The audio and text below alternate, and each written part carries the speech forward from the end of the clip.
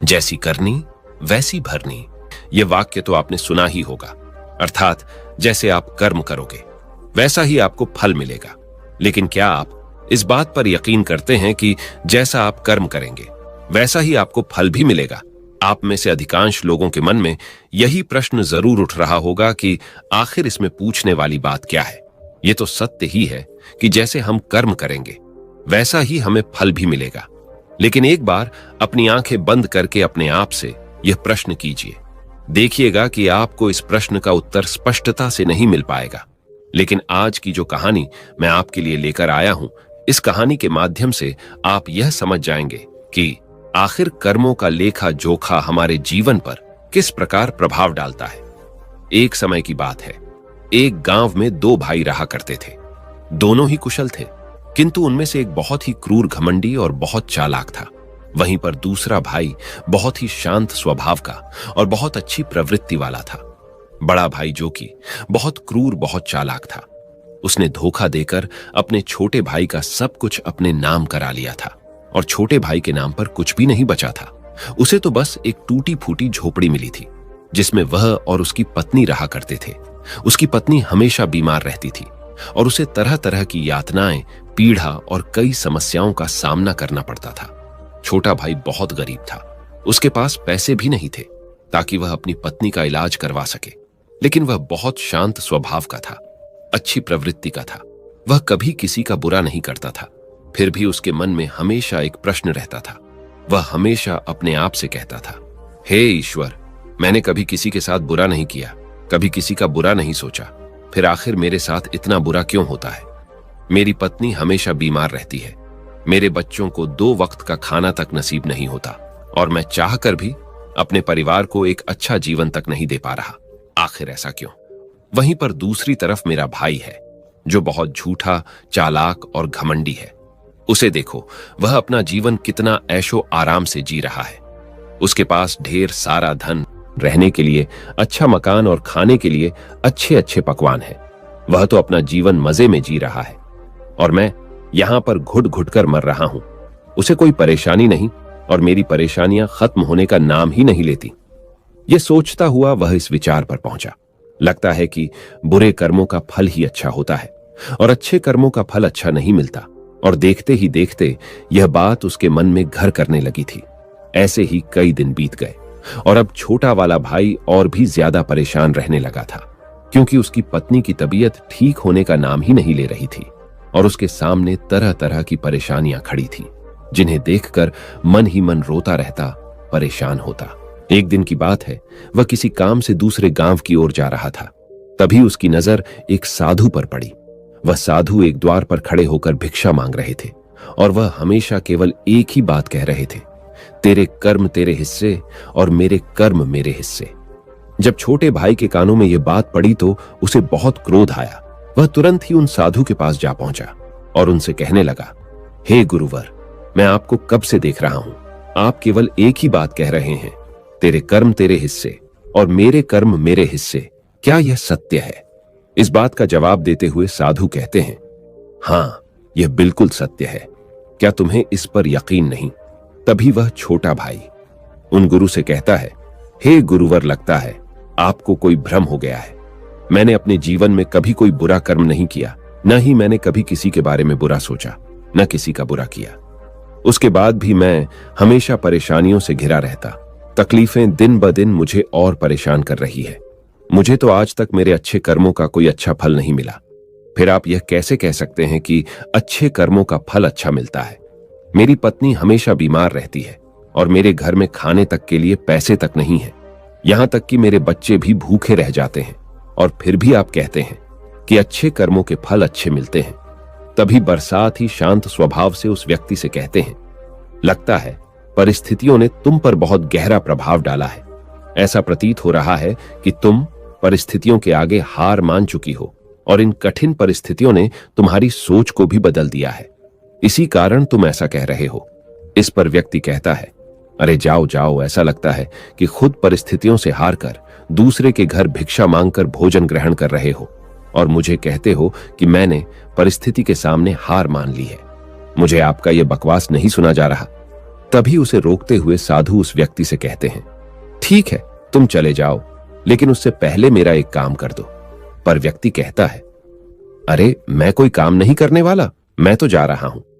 तभी वह साधु कहते हैं, बेटा, मैं जानता हूं तुम्हारे मन में क्या प्रश्न है। तुम इस बात से परेशान हो कि तुमने अच्छे कर्म की और उसके बाद भी तुम्हें अच्छे फल नहीं प्राप्त हो रहे। लेकिन क्या तुम इस प्रश्न का जवाब नहीं जानना चाहते? क्या तुम यह नहीं जानना चाहते कि तुम्हारे साथ ऐसा क्यों हो रहा है? यह सुनकर वह छोटा भाई कुछ देर के लिए मौन हो गया और कुछ देर सोच विचार करने के बाद वह कहता है, अच्छा ठीक है, बताइए मुझे क्या करना होगा। तभी वह साधु उस व्यक्ति से कहते हैं, मेरा बस एक छोटा सा काम कर दो। कल सुबह सुबह तुम मेरे लिए कुछ फल लेकर मेरे आश्रम आ जाना, और जब तुम वहां पर आओगे तो मैं तुम्हें तुम्हारे प्रश्न का उत्तर तुम्हें दे दूंगा, और तुम्हें यह भी समझ में आ जाएगा कि तुम्हारे साथ ही ऐसा क्यों हुआ। इतना कहकर साधु अपना भिक्षा पात्र लेकर वहां से अपने आश्रम की ओर चल दिए। लेकिन वह व्यक्ति कुछ देर के लिए वहीं पर खड़ा रह गया और यह सोचने लगा कि क्या उसे फल लेकर गुरु के आश्रम जाना चाहिए या नहीं। यही सोचता हुआ वह घर लौट आया। रात भर उसके मन में केवल यही प्रश्न था, मैं उनके पास फल लेकर जाऊं या न जाऊं। देखते ही देखते सुबह होने लगी और अब उसने यह तय किया कि वह फल लेकर उन गुरु के आश्रम जरूर जाएगा। वह घर से निकलता है और कुछ फल खरीदता है, जिसे लेकर वह उन गुरु के आश्रम की ओर चल पड़ता है। उनका आश्रम थोड़ी दूर पर ही था और उनके आश्रम का रास्ता पास के जंगल से होकर गुजरता था, इसलिए उस रास्ते पर कोई हलचल भी नहीं होती थी और जगह जगह पर बंदर दिखाई दे रहे थे। जब वह फल लेकर गुरु के आश्रम जा रहा था, तभी उन बंदरों को देखकर उसके मन में यह विचार उठता है कि क्यों ना यह फल इन बंदरों को खिला दें। लेकिन तभी उसे याद आता है कि उन गुरु ने उसे वह फल आश्रम लाने को कहा है, इसलिए वह जैसे तैसे अपने मन को मनाकर उन गुरु के आश्रम की ओर चल पड़ता है और देखते ही देखते कुछ देर में गुरु के आश्रम पहुंच जाता है। वह उनसे कहता है, यह देखिए, मैं आ गया और जैसा कि आपने कहा था कुछ फल लाने के लिए वह भी मैं लेकर आया हूं। अब तो मुझे बता दीजिए कि आखिर मेरे साथ ही ऐसा क्यों होता है। तभी साधु मुस्कुराते हुए व्यक्ति किसे कहते हैं, बताता हूं, लेकिन उससे पहले तुम मेरे एक प्रश्न का उत्तर दो। तभी वह व्यक्ति कहता है, कौन सा प्रश्न? तभी साधु कहते हैं, जब तुम मेरी आश्रम की ओर आ रहे थे और तुम्हारे मन में जब यह विचार था कि तुम यह फल उन बंदर को खिला दो, तो तुमने ऐसा क्यों नहीं किया? यह सुन वह व्यक्ति बड़ा आश्चर्यचकित हुआ। उसे यह समझ नहीं आ रहा था, क्या आखिर जो विचार उसके मन में उठा था वह उन साधु को कैसे पता चला। तभी वह व्यक्ति दोनों हाथ जोड़कर उन साधुओं से कहता है, हे गुरुवर, यह बात तो मेरे मन में थी, किंतु आपको कैसे पता चली कि मैं बंदरों को फल खिलाना चाहता था? तभी वह साधु मुस्कुराते हुए उस व्यक्ति से कहते हैं, बेटा, जरूरी यह नहीं कि मुझे यह बात कैसे पता चली, जरूरी तो यह है कि तुमने उन बंदरों को यह फल क्यों नहीं खिलाया। वह व्यक्ति कुछ देर के लिए सोच में पड़ गया और उसने हट बढ़ाते हुए उन साधु को जवाब दिया, क्योंकि आपने मुझे यह फल आपके पास लाने के लिए कहा था। तभी साधु उससे कहते हैं, बेटा, जिस तरह से एक बछड़ा हजारों गायों में से भी अपनी मां को ढूंढ ही लेता है, ठीक उसी प्रकार कर्म कर्ता को ढूंढ ही निकालता है। जैसे कि यह कर्म मेरे हाथों से ही लिखा था कि मैं ही इन बंदरों को यह फल खिलाऊंगा, इसलिए तुम यह फल उन बंदरों को न खिला सके और यह फल तुम मेरे पास लेकर आए। इतना कहकर साधु फल उन बंदरों को खिलाना शुरू कर दिया। लेकिन वह व्यक्ति अब तक उन साधु की बात का मतलब नहीं समझ पाया था। वह साधु से कहता है, हे गुरुवर, आप क्या कहना चाहते हैं? मुझे आपकी बात कुछ समझ नहीं आई, कृपया करके मुझे साफ और स्पष्ट तौर पर समझाएं। तभी साथ मुस्कुराने लगे और उस व्यक्ति से कहते हैं, हम मनुष्यों को हमेशा से यही लगता है कि हम ही कर्ता है और हम ही कर्म करते हैं, लेकिन वास्तविकता तो कुछ और ही है। यहां पर समझने वाली बात यह है कि कर्म हमारा चुनाव खुद करता है, हम कर्म का चुनाव नहीं करते। यदि आप किसी काम को करने के योग्य हैं तो कर्म आपको लाखों लोगों की भीड़ में से भी ढूंढकर निकाल ही लेता है। इसलिए जरूरी यह है कि कर्म करने पर नहीं बल्कि योग्य बनने पर ध्यान दो।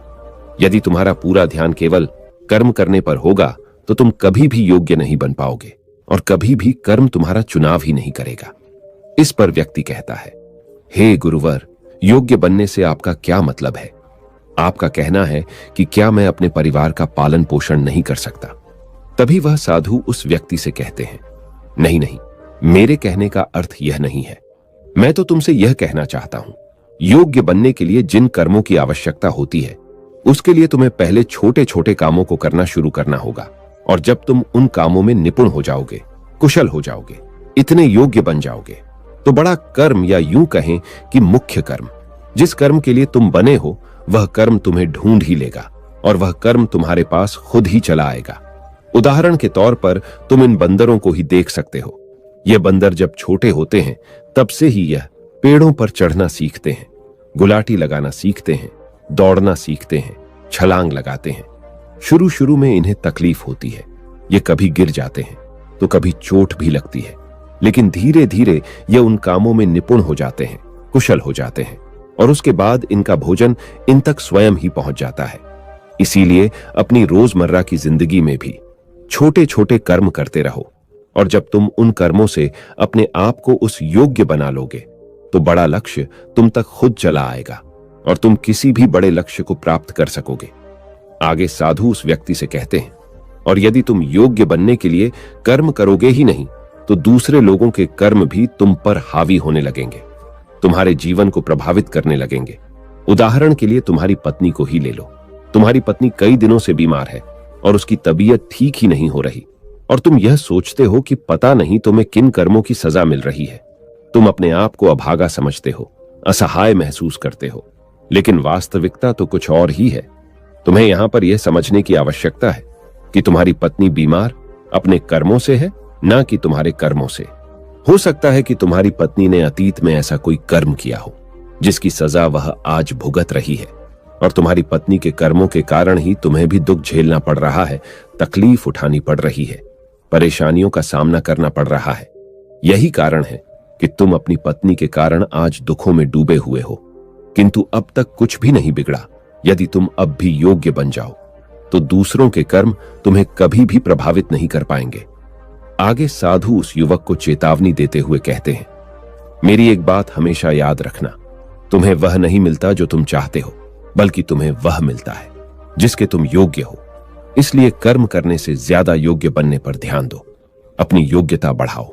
केवल कर्म का फल पाने के लिए कर्म मत करो, और फिर तुम कभी भी इन परेशानियों से निकल नहीं पाओगे। तभी व्यक्ति उन साधु के आगे दोनों हाथ जोड़कर उनसे कहता है, आप हमेशा योग्य बनने की बात कर रहे हैं, किंतु आप यह नहीं बता रहे हैं कि मैं अपनी योग्यता को किस तरह से बढ़ाऊं ताकि मेरा मुख्य कर्म मुझे ढूंढ ले। तभी साधु उस व्यक्ति से कहते हैं, यह तो बड़ा ही सरल है, फिर भी लोगों के लिए यह बहुत कठिन हो जाता है। सबसे पहला उपाय यह है कि जो भी कर्म तुम कर रहे हो उस कर्म को करके भूल जाओ, अर्थात योग्य बनने के लिए जो भी कर्म तुम कर रहे हो उसे याद न रखो, उसे भूल जाओ। यह मत सोचो कि जो तुमने कर्म किया है उसका फल तुम्हें कब और क्या मिलेगा। इसीलिए तो कहा जाता है कि कर्म करो, फल की चिंता मत करो। यदि तुम्हारा मन हमेशा फल की चिंता में ही लगा रहेगा तो इसका अर्थ यह हुआ कि तुमने वास्तविक तौर पर कोई कर्म किया ही नहीं। और हम में से अधिकांश लोग यही गलती करते हैं। उन्हें लगता है कि वह एक अच्छा कर्म कर रहे हैं जिसका फल भी उन्हें अच्छा ही मिलेगा। उनका सारा ध्यान केवल फल पर होता है, और यही कारण है कि वह अधिकांश तक दुखी होते हैं, क्योंकि जब उन्हें फल नहीं मिल पाता, या फिर यूं कहें कि जब उन्हें अपने मन वांछित फल नहीं मिल पाता, तो उनके मन को ठेस पहुंचती है और वे लोग दुखी रहने लगते हैं, परेशान रहने लगते हैं, और हमेशा यही सोचते हैं कि मैंने तो अच्छे कर्म किए थे, फिर भी मुझे अच्छे फल क्यों नहीं मिल रहे। और उनका यही सोचना उन्हें अपने लक्ष्य से भटका देता है। हाँ, आप यह जरूर कर सकते हैं, अपना कर्म करने के बाद उसका आंकलन जरूर करें, लेकिन फल की चिंता न करें। तभी तो व्यक्ति उन साधु से कहता है, हे गुरुवर, आप कह रहे हैं फल की चिंता मत करो, लेकिन जो कर्म किए हैं उसका आंकलन जरूर करो, यह कैसे संभव है। तभी साधु बड़े ही शांत स्वभाव से उस व्यक्ति से कहते हैं, जब तुम कोई कर्म करते हो तुम्हारे मन में हमेशा फल की चिंता होती है, जबकि तुम्हारे मन में फल की चिंता न होकर यह चिंता होनी चाहिए कि जो भी कर्म मैंने किए हैं, क्या मैंने अपना 100% दिया है।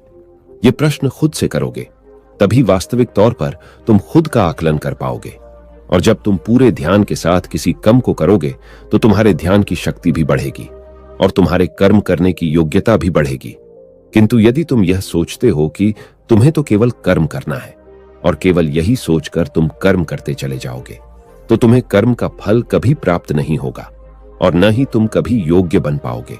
इसलिए कर्म करने के बाद आंकलन जरूर करें। ये देखो कि जब तुम वह कार्य कर रहे थे, तुम्हारा ध्यान, तुम्हारा शरीर और तुम्हारा मन पूरी तरह से इस कार्य पर था या नहीं। तभी वह व्यक्ति एक बार फिर उन साधु से प्रश्न करता है और कहता है, हे गुरुवर, आप सही कहते हैं कि जब भी हम कोई कर्म कर रहे हो तो हमारा पूरा ध्यान उस पर ही होना चाहिए। लेकिन मैं जब भी कोई कर्म करता हूं तो मेरे मन में तरह तरह के विचार चल रहे होते हैं। मेरा मन विचारों से ग्रसित होता है, पर तरह तरह की बातें सोचने लगता है। तो ऐसे में मैं अपने मन को किस तरह से केवल एक ही कार्य पर टिका सकता हूं? क्या इसका कोई उपाय है?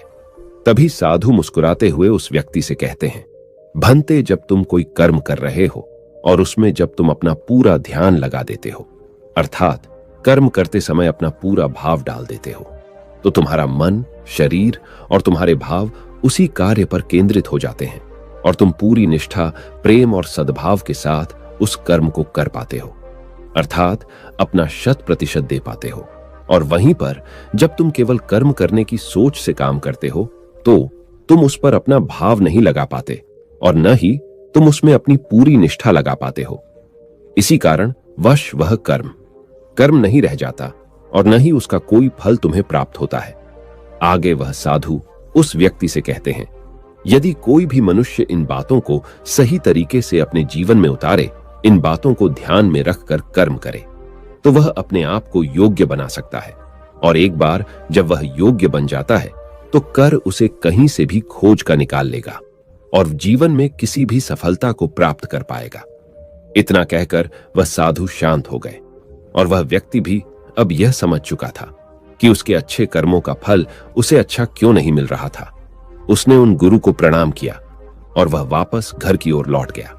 दोस्तों, उम्मीद है कि आपको आज की वीडियो जरूर पसंद आई होगी, तो लाइक और शेयर जरूर कीजिएगा और हमें ऐसे ही सपोर्ट करने के लिए चैनल को सब्सक्राइब और घंटी बटन को भी जरूर दबा दीजिएगा।